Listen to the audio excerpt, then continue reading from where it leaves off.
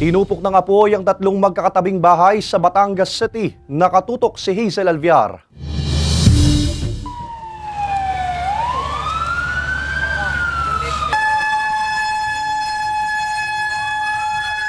Pasado alas 3 ng hapon kahapon nang sumiklab ang apoy sa isang bahay sa Barangay 11 sa Batangas City. Damay ang dalawa pang bahay na katabi nito, kabilang na ang inuupahang bahay ni Maricel na may maliit na tindahan. Kwento ni Maricel, nasa palengke daw siya nang itawag sa kanyang sunog kaya dali-dali siyang umuwi. Wala raw na isalbang gamit ang tatlo niyang mga anak at isang pamangkin na dali-dali ring lumabas doon ng kanilang bahay kasama ang kanilang lola. Kasi ang itim-itim ng usok, ikukunin ko sana yung aking naitagong pera at saka yung mga documents, mga ID ko, mga permits, ay wala.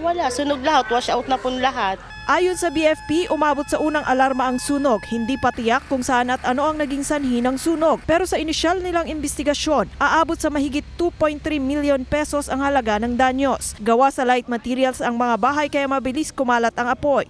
4:40 na ng hapon nang ideklara ang fire out. Possible po na dahilan ng sunog ay under investigation pa po. Bukod po sa engulfed na po talaga yung bahay is sobrang usok.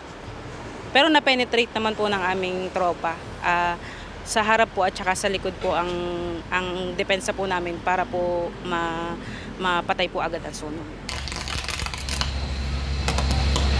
Pansamantala ring nawalan ng supply ng kuryente sa lugar matapos madamay ang ilang kable ng Meralco. Pasado alas 10 ng gabi kagabi nagmaibalik ang kuryente sa lugar. Walang naitalang nasaktan o nasugatan sa insidente. Agad din namang nagtungo kahapon at kaninang umaga ang mga kawani ng City Social Welfare Office sa South Central Elementary School kung saan pansamantalang nananatili ang 28 individual na apektado ng sunog. Ilang kilo ng bigas, kagamitan sa pagluluto at mga banig ang ibinigay sa mga nasunugan. Magpapaabot rin daw sila ng tulong pinansyal. Ngayon naman pong araw na ito, binalikan natin ang mga families para i-assess natin para sa maipapaabot pa nating mga tulong like financial assistance and kung ano-ano pa yung pwede nating maipaabot sa pamamagitan ng aming tanggapan. Kung sino man po yung willing na tumulong sa amin para kami ay makasurvive.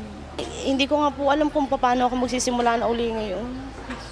Solo parent ako, wala akong pinipilit ko mapag-aral lahat ng aking anak. Lahat naman ho ay nag-aaral at lahat naman ho ay ayos. Kasi may mga honor student po ang anak ko eh.